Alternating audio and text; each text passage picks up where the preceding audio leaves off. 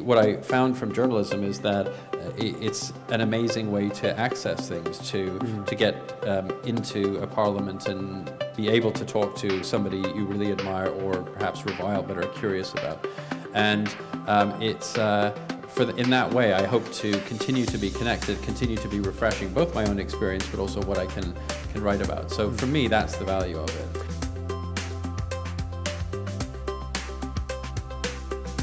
To the Harbour Grace excursion with the voice to have. Books really saved my life.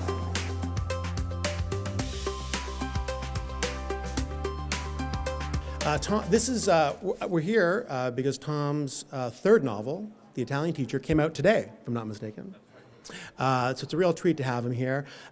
His first novel, The Imperfectionists, was a brash and bold debut that I believe was translated into about 25 languages.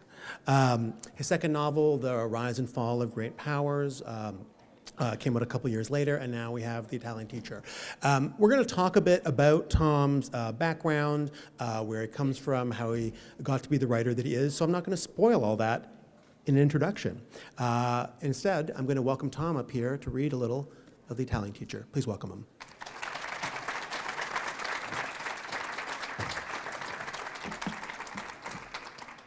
Hello, thank you for coming tonight. I'm going to read just a little excerpt here from toward the beginning of The Italian Teacher. The trio that you'll meet here are the three central characters of the book. This is a life story of one person, Pinch Bavinski, told from childhood until old age. But at this point, he's really in the background of this scene. We meet the two most important people in his life, his parents. He's 5. His father is Bear Bavinski, one of the great painters of the post-war period, and his mother is Natalie, herself a very, very talented artist. They're headed to a party in Rome, and it's 1955. They arrive at a palazzo overlooking the weary green Tiber, and Bear thumps on its vast door with both fists. The footman bursts forth, hurrying them in. Late, late, conveying the Bavinskis past a drizzling Renaissance fountain, up a marble staircase lined with ancient Roman statuary, into a ballroom of soaring ceilings frescoed with Mars and Venus in various stages of marital discord. At twin grand pianos, maestros in tailcoats tinkled Debussy, while scores of revelers slurped from champagne coupes, their cigarettes leaking gray ribbons before Rococo murals and avant-garde artworks. In attendance tonight are sculptors, writers, composers, Anglo women who married Italian nobility, gals from Wisconsin once, now princess something, plus all the expat businessmen, the Procter & Gamble guy, the Aramco fella, the Coca-Cola man, alongside wives who, when their dearly beloved cracks a joke, either tilt forward uproariously or just sip a drink. Natalie can pick out the artists from their outfits alone. Baggy suits, scuffed shoes, while the socialites wear shiny silk numbers, yanking up long gloves and yanking along portly menfolk in three-piece suits, gold watch chains swinging. The groups may also be distinguished by topic of conversation. The moneyed all speak of art. The artists all speak of money.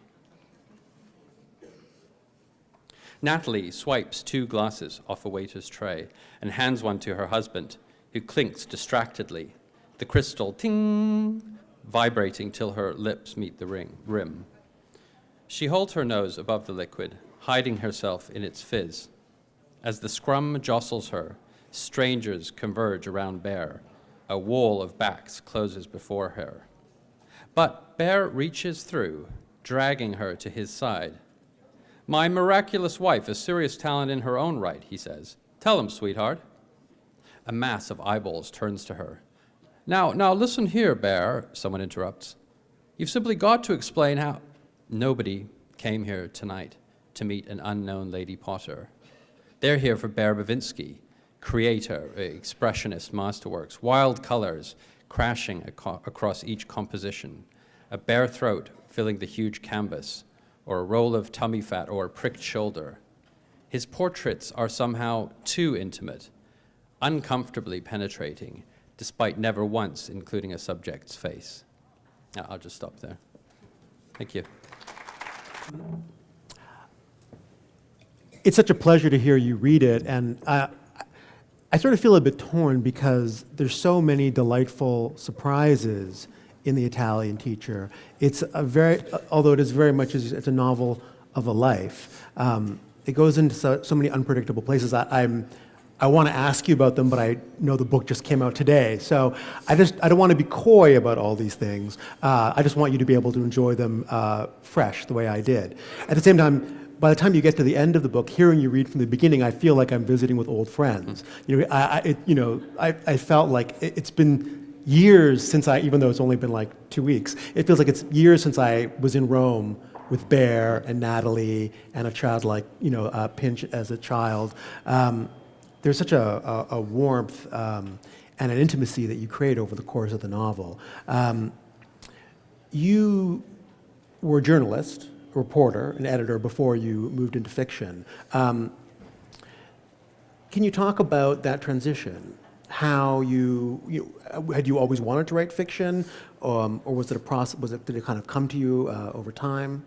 Yeah, I had always wanted to write fiction, and at least, not always my whole life, but let's say toward the end of university, I decided that I wanted to. I actually grew up wanting to be a filmmaker and studied cinema at the University of Toronto. And then toward the end of it, I suppose that I started to write little short stories in my room and decided that was where my passion lay. So I decided, though, at the age of 22 that I had absolutely no justification to write a novel because my life had been altogether much too pleasant. And so I had to go and have some unpleasant experiences, which is why I got into journalism. Oh, excellent. Makes sense. Speaking on behalf of screenwriters, you could have stuck with movies and had tons of unpleasant experiences. I know, what was I thinking? Yeah.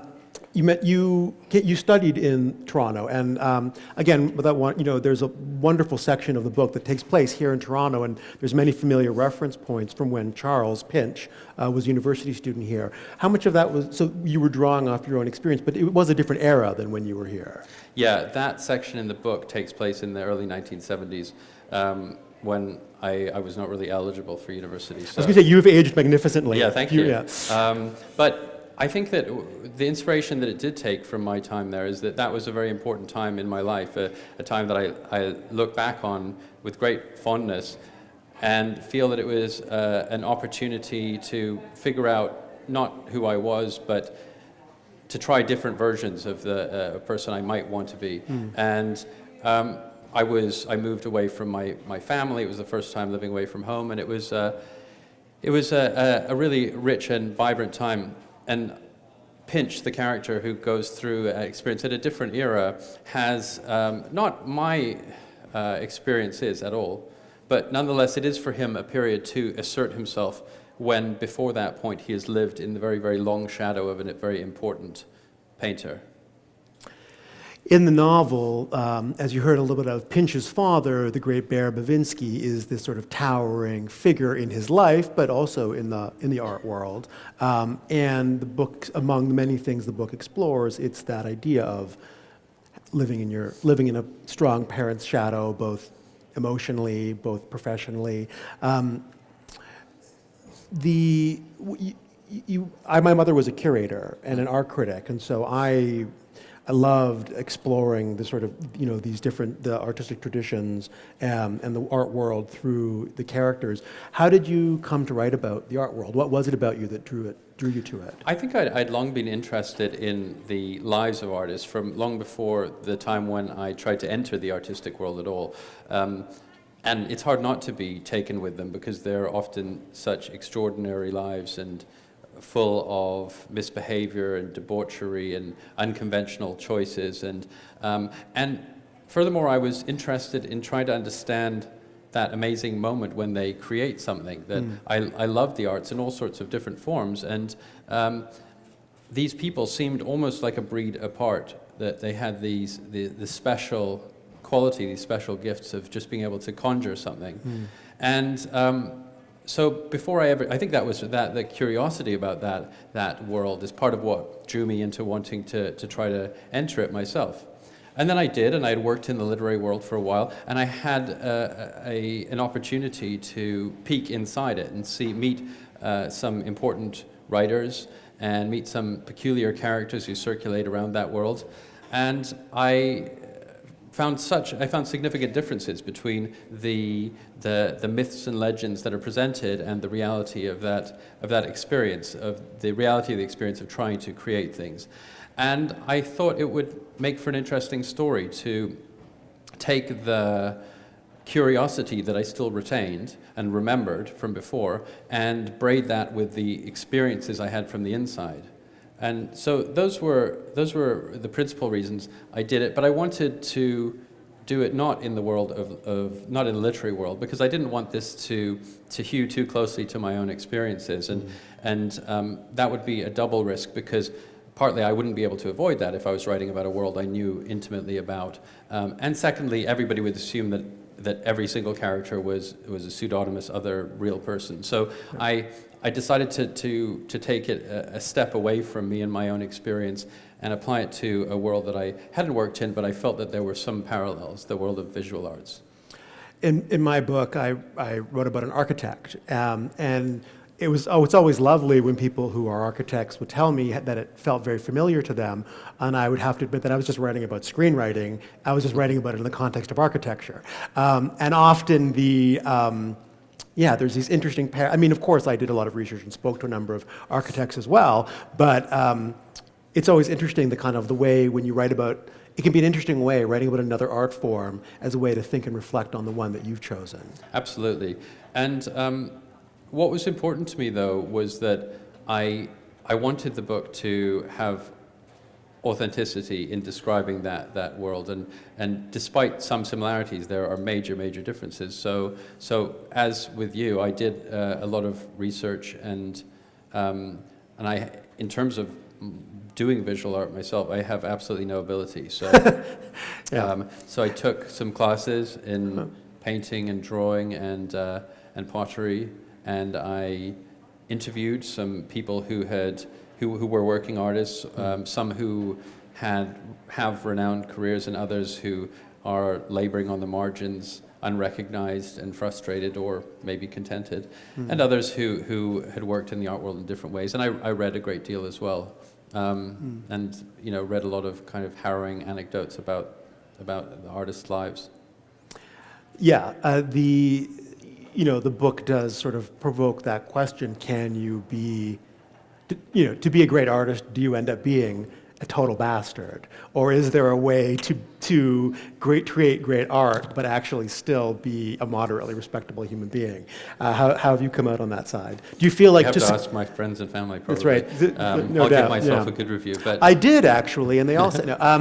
But it is something I got, reading this book, and Bear is such a magnificent character, and I think you could say, larger than life, but actually I don't think so. I think he's so textured, and you do a wonderful job of kind of tethering him to the ground, and understanding that there's a persona that he's projecting, but how that persona has affected his career and how it affects the people closest to him.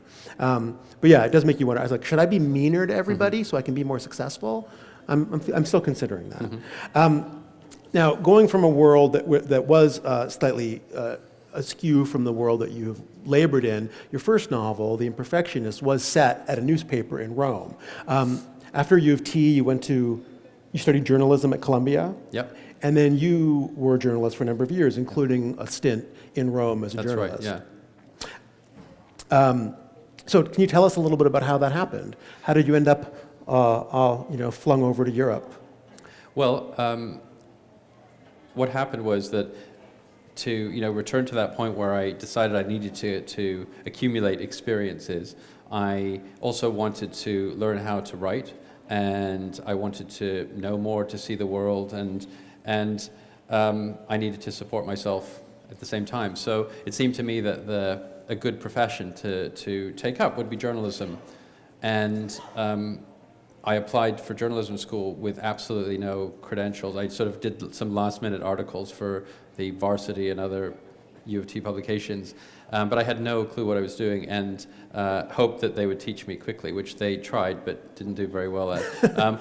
I got a job out of Columbia working at the foreign desk of the Associated Press in New York, where I was an editor, and they had, and I don't know if they still do, but they had a very strange system where if you wanted to become a foreign correspondent, as I did, rather than starting out as say a trainee reporter or something, you would start out as an editor editing the work of very experienced foreign correspondents, which was kind of backwards and led to all sorts of disasters, because I had no idea I was totally incompetent, and I would be sent these carefully crafted pieces by war correspondents who'd been there for years and years and years, and I would butcher them and then get shouted at a lot. So I was shouted at continuously for several months, and went in every day expecting to be fired, and through that eventually gathered basic skills of it, and then was sent out to some different places to report. So I did a stint in South Asia, in India and Sri Lanka, and then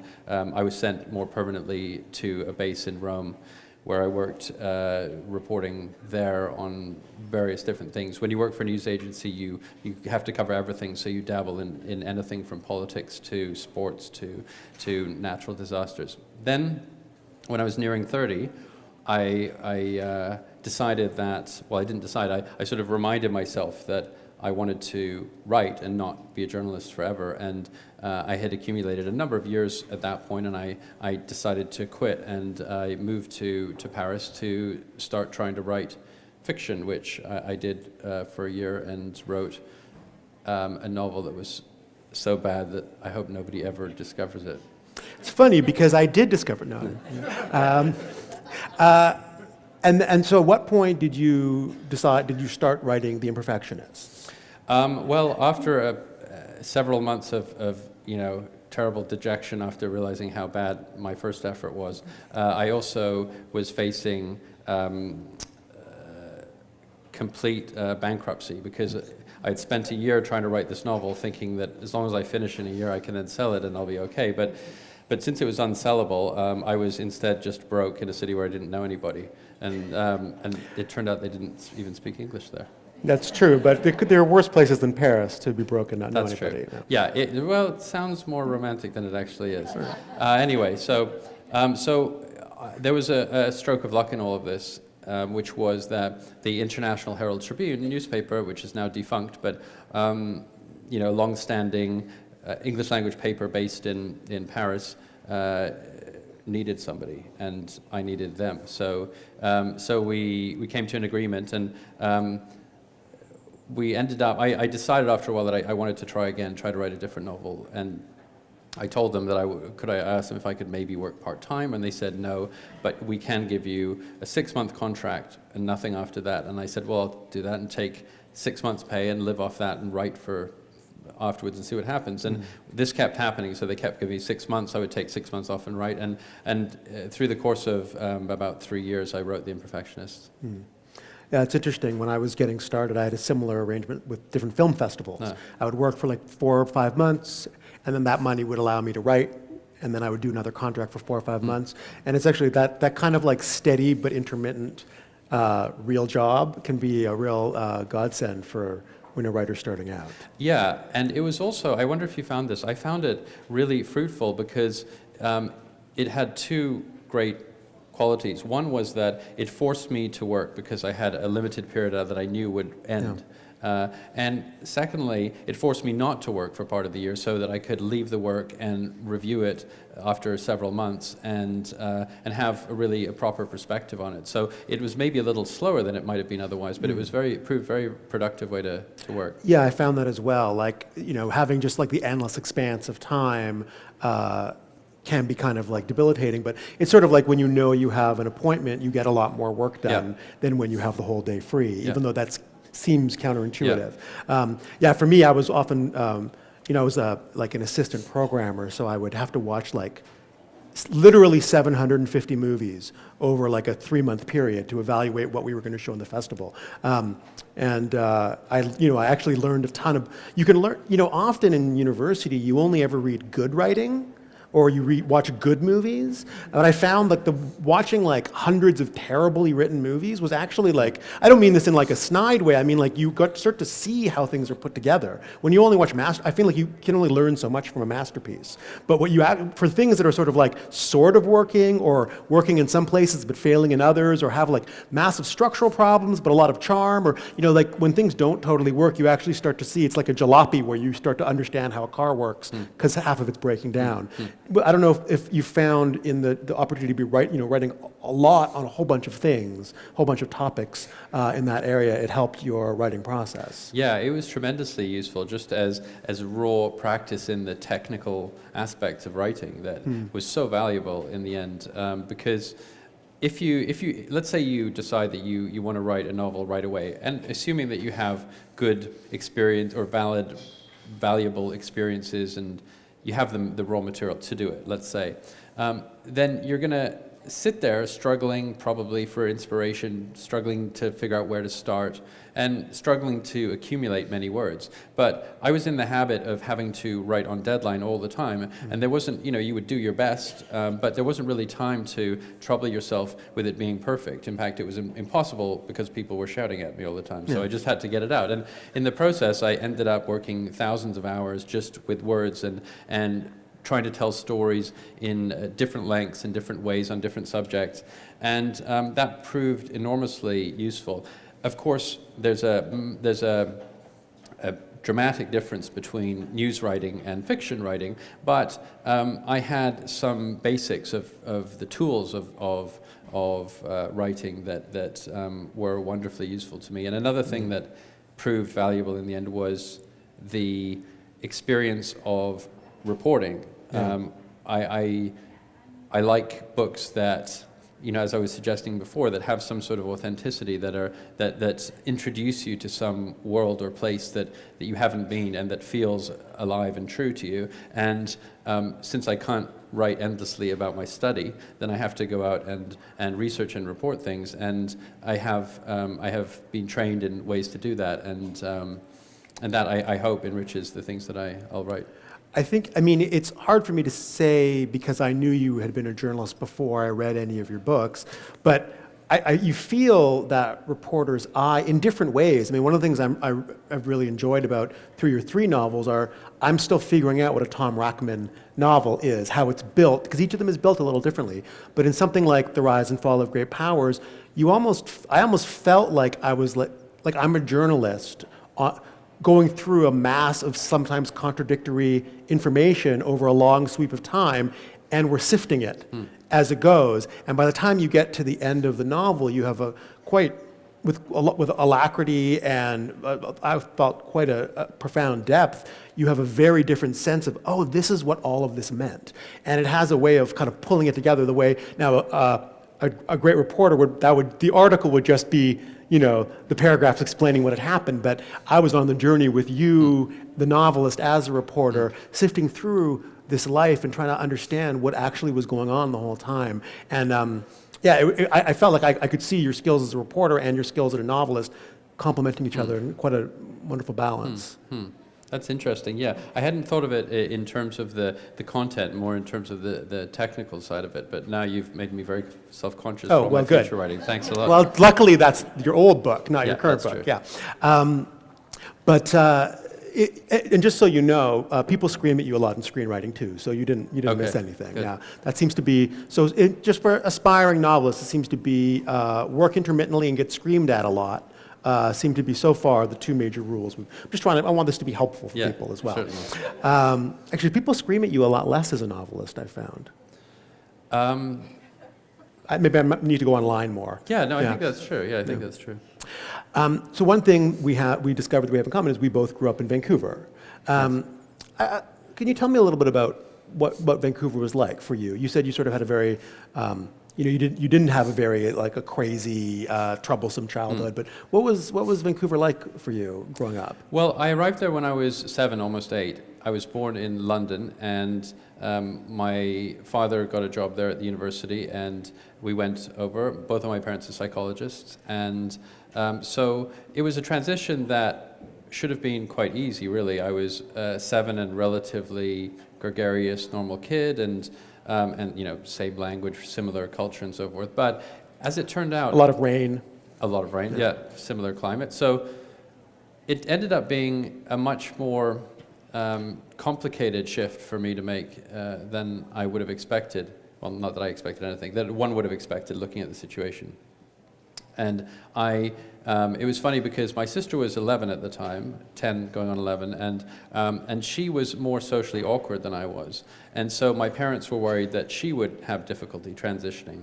But within 6 months, she had a fully Canadian accent, and it took me about 3 years before mine went. And I was kind of doggedly hanging on to the place that I had been. And I think that without realizing it, that contributed to a feeling of uncertainty about quite where in the world I properly fit. And that was, I think, added to by the fact that my parents and their parents had that exact same feeling, none of them having been born in the same place that they were living, having moved or been taken refuge in different countries or been immigrants. It was, in any case, the state of more or less the condition of every generation that we didn't really quite know where we were from and where we fit.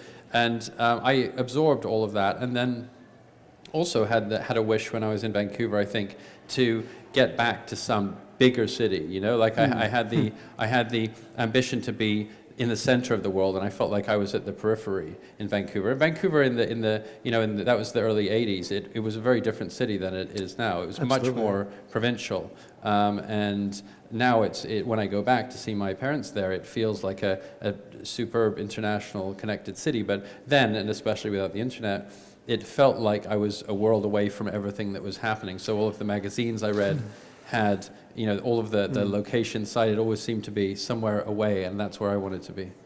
Yeah, no, whenever I go back so I grew up in Vancouver as well. Whenever I go back, it's like every time I go back, we're like 50 years into another science fiction, like utopia/dystopia. Like every time I go, there's like, the buildings are taller. I feel like next time I show up, there's going to be flying cars. But it's interesting.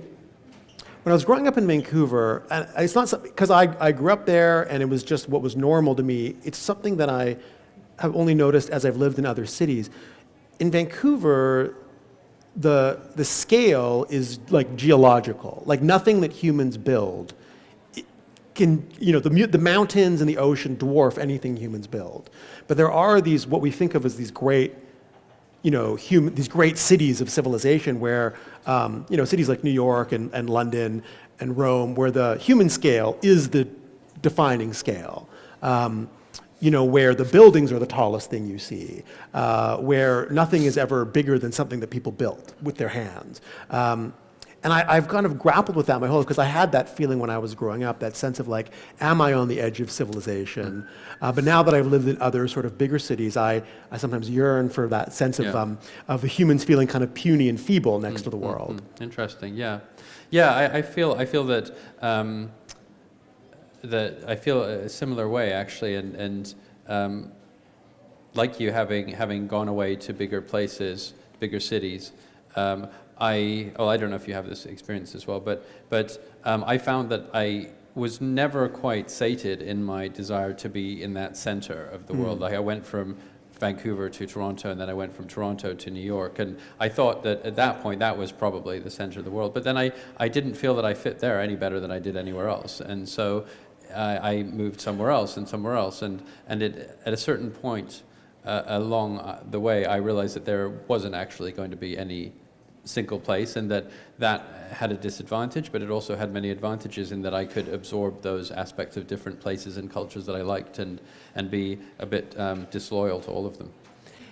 And that does feel, not to overly psychologize, it does feel very much at peace with your characters, who are often defined by the places where they're not.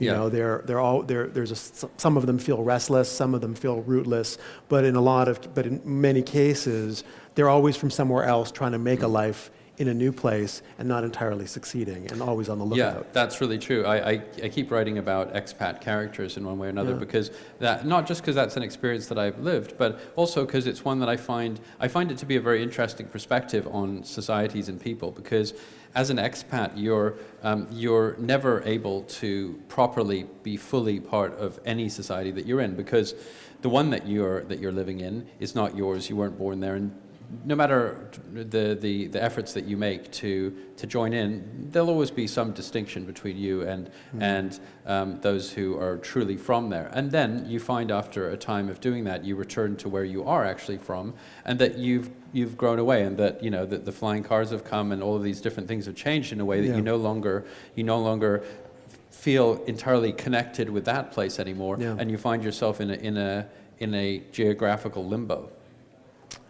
Yes, it's true. And it's hard to, and I think that for me, over time and over the years, writing has become the stable home.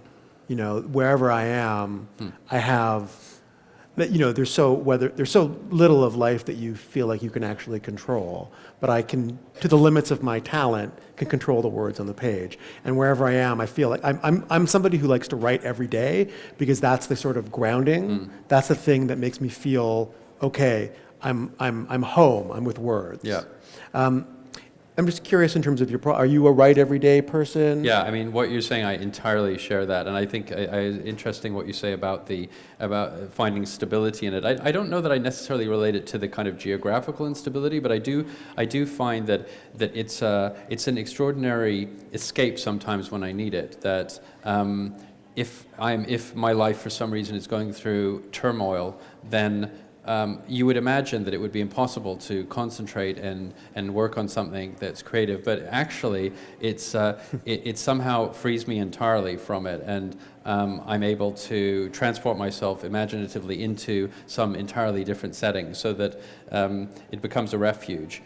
It also has over time become a sort of an addictive drug, and something that I feel emotionally reliant on in a weird way, that I feel like when I don't work, then I feel my mood gradually going down, and if I don't work for too long, then I'm just not I'm an unhappy person. So I've realized that I've become dependent on that all the time, and as a result, as with any addiction, I try to do it all the time as much as I can.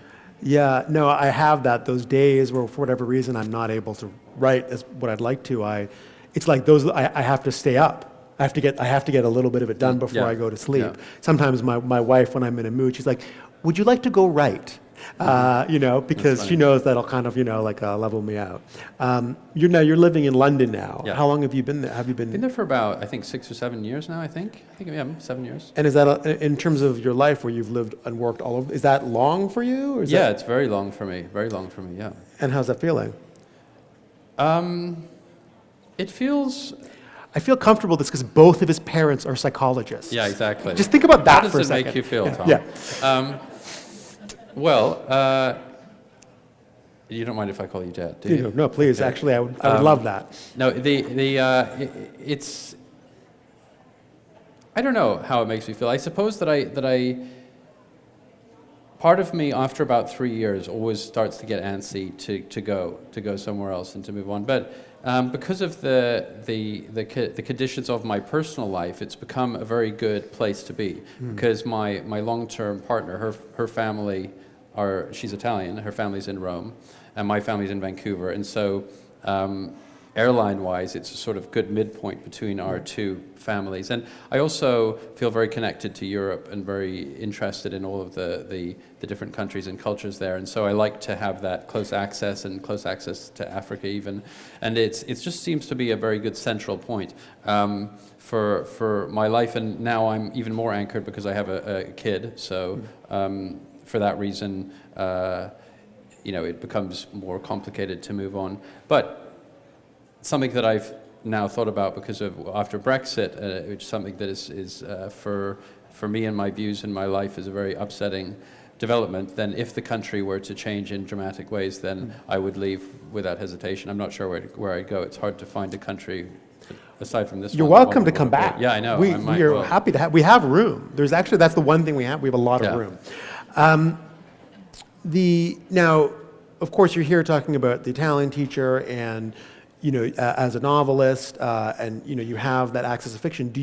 But you spent many years of your life working in journalism, working in nonfiction. You still write nonfiction. What does nonfiction give you that you don't get from fiction? An opportunity to leave my house. Oh. So no, I mean, I think actually it's really important and valuable to keep writing nonfiction whenever I can. I always think that the danger the danger in becoming a full-time fiction writer is that you have these 35 years of experience, and you take those 35 years of experience, you write about them for the next 35 years, and you see that in certain authors. There, after the fourth, fifth book, they start to become the third, fourth, and fifth book over and over and over again. And aside from the quality of the writing, I would also like to continue to participate and live in this world. And what I found from journalism is that it's an amazing way to access things, to get into a parliament and be able to talk to somebody you really admire or perhaps revile but are curious about. And in that way, I hope to continue to be connected, continue to be refreshing, both my own experience but also what I can write about. So for me, that's the value of it. I find that I continue to work as a screenwriter, and one of the things is, it's amazing how people will talk to you if you're researching a movie. They'll talk to you about all kinds of stuff. Number one, for me, it's like they know it's going to be fictionalized anyways, but I'm able to have so many interesting conversations with people when I just tell them I'm researching a movie. People often answer your call or answer your email. And I was a terrible journalist. I got hired one time to write a nonfiction article, and it was just like a bunch of 5-page long monologues from all the different people that I interviewed, because I felt like the story was in the way they were telling their story that the sound bites didn't capture. But I got a kill fee. They were like, "This is not this is like a play." I thought that was a compliment, but it didn't fit. Didn't fit. And so I think that what you're saying makes a lot of sense. And I mean, one of the things that's so delightful about your books is you take us around the world. I mean, each one of your books takes us to and into these little cultural moments, into these little miniature societies, into these indelible characters, and you can feel your eye for texture, for an evocative detail, for an image that centers you inside the moment. That was not a question; that was more of a statement. No, keep them coming. Yeah. You want me to stop? Thank you. When you start, now again, we talked about this a little in the back room. One of the things I love about writing is endings. To me, whether it's a novel or a movie, the reason to tell a story is the ending. Every one of your novels has struck me with how unexpected the ending is. And I don't mean that in the you didn't see it coming. I mean where we start and where we end. It's such an unpredictable, delightful, moving journey. And when you get to the end, even though that's not where you thought you would end up when you started the book, which I mean is a tremendous compliment. I'm curious, do you know your ending before you start, or is it something you discover? Because every time I get to the end of one of your books, I'm like, of course, that's how it had to end, but I never would have thought that when I started it. Thank you. That's nice for you to say. I think that I think I usually do have the ending from the start, and I have key points along the way.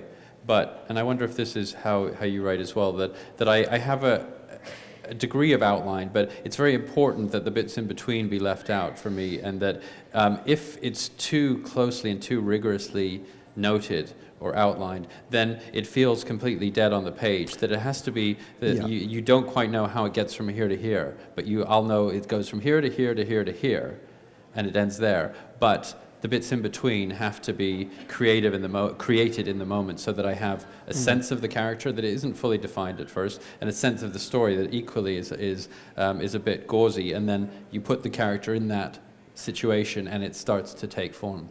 Yeah, I feel exactly like that. I feel like if everything's all laid out, it feels inert. I feel like I have to be surprising myself, so that I'll be surprising the reader as well. Yeah, and I also find that it's so vital that I be feeling or I be stirred to feel the sentiments that I'm describing. You know, that if the characters are upset, I have to feel upset writing it. And it's amazing how if it's artificial, if I'm just thinking I need that character to be upset, and I'm not feeling moved by the scenario, it is dead on the page, no matter what cunning tricks I might try to put in there. So I think I have to feel a bit churned up or amused or whatever I'm trying to evoke in that page for it to infiltrate the sentences somehow.